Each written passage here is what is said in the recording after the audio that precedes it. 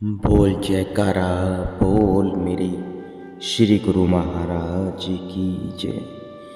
सौभाग्यशाली गुरुमुख को जो कार्य हिम्मत और हौसले के साथ होता है तो वह अगर कांटा भी है तो गुलदस्ता बन जाता है। परिपक्व ख्यालों वाले ही कुदरत सहायक है। जिस मनुष्य की हिम्मत और हौसला ऊंचा होता है उसका एतबार धरती और आकाश के अंदर उसके हौसले और हिम्मत के अनुसार होता है। यह बात बिल्कुल निसंदेह और सच्ची है। इस कथा में भी आया है कि समुद्र के किनारे दो चिड़िया नर और मादा घोंसला बनाकर रहती थी। एक बार जो ही समुद्र की छाल जो बाहर आई तो उसका घोंसला और अंडे बहाकर समुद्र में ले गई। ये दोनों जब बाहर से उड़ती फिरती अपने घर आई, देखा तो न वह घर है और न ही अंडे हैं। पता लगा कि समुद्र ने उछल कर बहा दिए हैं।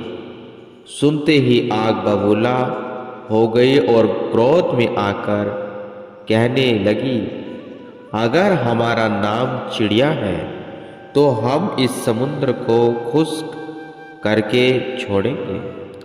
समुद्र है कौन जो हमारे अंडे बहाकर ले जाए। इसे अहंकार होगा कि मैं बहुत बड़ा हूँ, लेकिन इसे अभी तक कोई शिक्षा देने वाला नहीं मिला।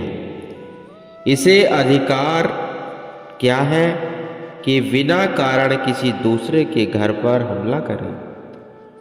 प्रण कर लिया कि जब तक इसको खुश्क नहीं कर देगी सुख का श्वास लेना हमारे लिए भी पाप है। यह कहकर वे दोनों पंछी लगे समुद्र को सुखाने। उनकी क्या कार थी। किनारे से रेत की चोंच भरकर समुद्र में फेंकते और समुद्र से पानी की चोंच भरकर समुद्र से बाहर फेंकते। परंतु समुद्र तो समुद्र है, उसका खुश्क करना तीनों काल में असंभव है। और फिर छोटे छोटे पंछियों के हाथ से, लेकिन वे जो कि अपने दिल में आला दर्जा की हिम्मत रखते थे, इसलिए उन्होंने आखिर समुद्र को खुश करके दिखा दिया और संसार में हिम्मत और हौसला की एक अति उत्तम और ऊंची नजर कायम कर दी। यह कथा इस प्रकार है। कहते हैं, जब वे दोनों चिड़िया इस प्रकार समुद्र को सुखाने के काम में लग गई तो एक दूसरी चिड़िया ने आकर उनसे इसका कारण पूछा। उन्होंने उत्तर दिया, समुद्र हमारे अंडे वहां ले गया है, हम इसे खुश्क करती हैं। उसने कहा, यह काम तुम्हारे से क्या, सारे संसार की शक्ति से बाहर है। इस ख्याल को छोड़ो और मुफ्त में अपने जीवन को नष्ट न करो। उन्होंने उत्तर दिया, हम इस प्रकार का उपदेश सुनने के लिए तैयार नहीं है।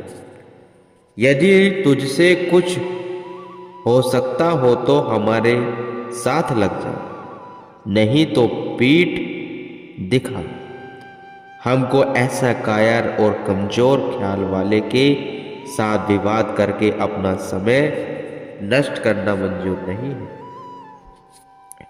उनकी इस प्रकार की ऊंची हिम्मत और दिलेरी का कुछ ऐसा प्रभाव उसके मन पर पड़ा कि वह अपने ज्ञान उपदेश करना सब भूल गई और उनके साथ मिलकर वह भी चोंच में रेत भरकर समुद्र में डालने लग पड़ी।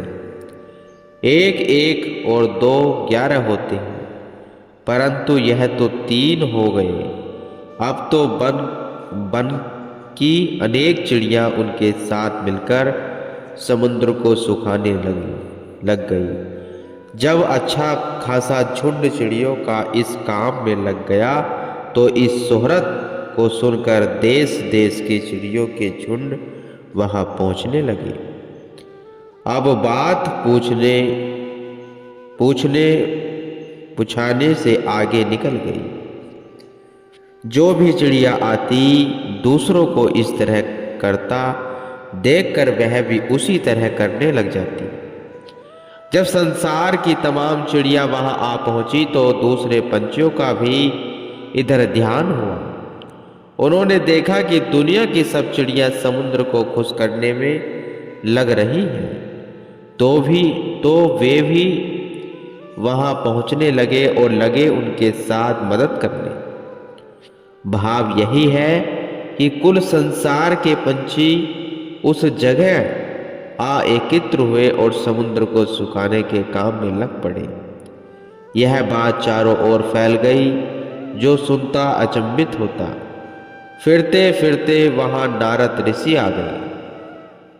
उन्होंने देखा तमाम पंछी समुद्र का पानी बाहर उछाल रहे हैं और उसके बदले उसमें रेत भर रहे हैं। उन्होंने उसका कारण पूछा। पता लगा कि समुद्र इनके अंडे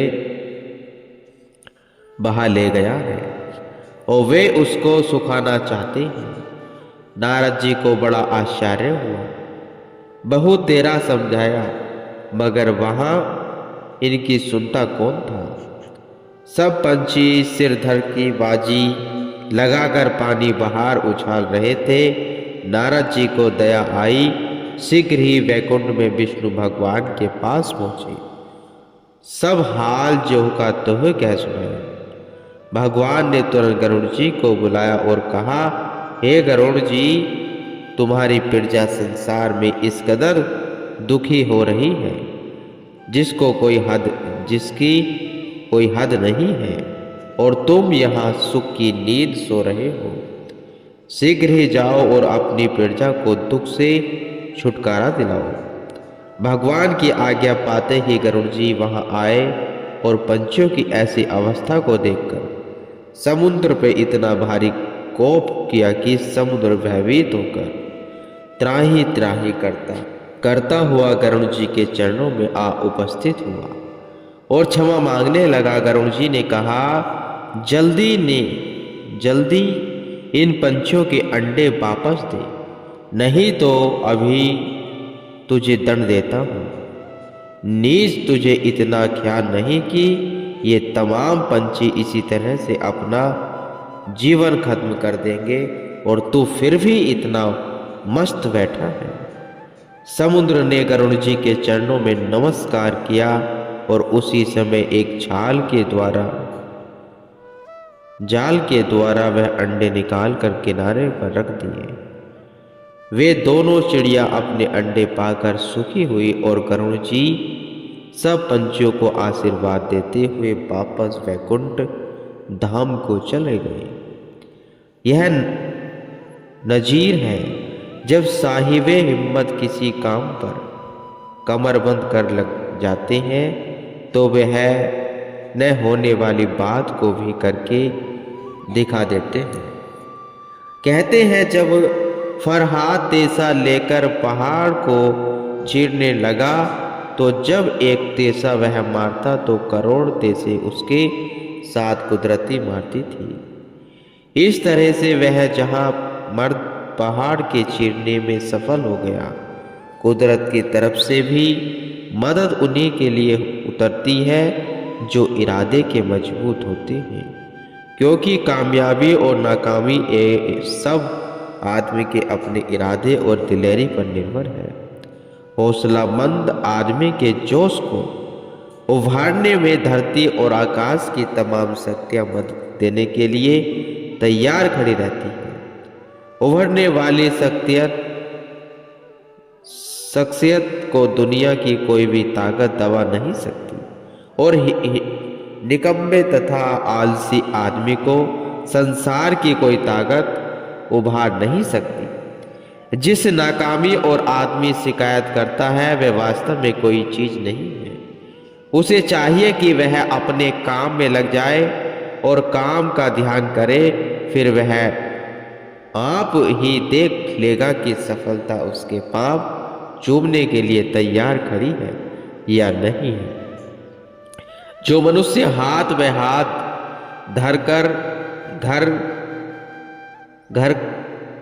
धरकर बैठा रहता है उसमें ताकत नहीं आती। वह दिनों दिन दुर्बल और डरपोक बनता जाता है और वह बेकारी उसको यहाँ तक नीचे गिरा देती है कि काल और कर्म फिर उसको घर दबाते हैं। जो मनुष्य जिस कदर ज़्यादा काम करने का आदी होता है उतनी ही उसमें ताकत भी ज़्यादा आती जाती है। संसार में मनुष्य का जीवन कोई मामूली चीज नहीं है। अगर वह हस्ती रखता है तो फिर क्या कारण है कि उसकी हस्ती का असर खाली चला जाए। सिर्फ जरा उसे हिम्मत और दिलेरी से काम लेना चाहिए। कहने का भाव यही है, जो मनुष्य अपना काम आप करना चाहता है और करने लगता है, ईश्वर उसका साथ देता है, और जो अपना काम आप नहीं करता, कुदरत में उसकी सहायता का कोई सामान नहीं है। ईश्वर की तरफ से सहायता केवल ऐसे ही लोगों को मिला करती है जो अपना काम आप करते हैं। उन भक्तों के पास कौन सी शक्ति होती है जो भगवान को वही खड़ा खड़ा प्रकट कर लेते हैं। यह सिर्फ ख्याल की परिपक्वता और इरादे की मजबूती का असर होता है कि भगवान झट से सामने मौजूद होते हैं। लोग भगवान भगवान कहते हैं, बड़े बड़े ऊंचे स्वरों से उसे पुकारते हैं, भगवान तू आ, भगवान तू आ, युग युग में प्रकट होने के वायदे याद दिलाते हैं। परंतु हिम्मत इतनी नहीं होती कि संसार की थोड़ी सी दुश्मनी का मुकाबला कर सके। निंदा का मुंह देखते ही घबरा कर रोने लगता है और भक्ति को छोड़ने के लिए तैयार हो जाते हैं। ऐसे लोगों से भगवान भी करोड़ों कोसों दूरी पर रहता है, क्योंकि वह जानता है जिस दर्जे के वे भक्त हैं, ईश्वर कोई अनजान नहीं है कि उसे कोई जमा खर्च से रिझा ले। उसके रास्ते में भी कुर्बानी की जरूरत है। जो लोग भगवान से भक्त भी बनना चाहते हैं और साथ ही संसार के लोग लाज और निंदा स्तुति से भी घबराते हैं, उसकी मिसाल उस स्त्री की सी है जो नाचना भी चाहती है और घूंघट भी लंबा निकालती है। देहाती लोग कहा करते हैं कि नाचन लागी फिर घूंघट कैसा। यह जब नदी में कूद पड़े तो फिर बरसात की बूंदाबांदी का बह कैसे। इसी तरह जब मनुष्य भक्ति के मार्ग पर चला है तो फिर उसके लोग लाज का भय त्याग देना चाहिए और श्री गुरु महाराज जी के चरणों में दंडवत प्रणाम करके कुशल होना चाहिए कि हमारे श्री गुरु महाराज जी हमारे पर कितनी दया कृपा बरसाते हैं कि वे हर जीव पर अपने शरीर पर कष्ट उठाकर हम जीवों को भक्ति का अमोलक फल देते हैं, और हम भी श्री गुरु महाराज जी की चरणों की सेवा करके अपना जीवन सफल कर सकते हैं।